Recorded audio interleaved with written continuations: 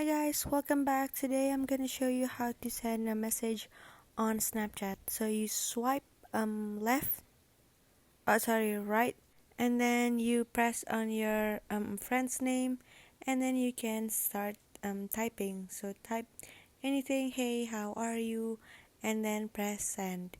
So you can also call by pressing the call logo on the top corner, and then once you press it, it will become like this, and then you just wait until that person picks up.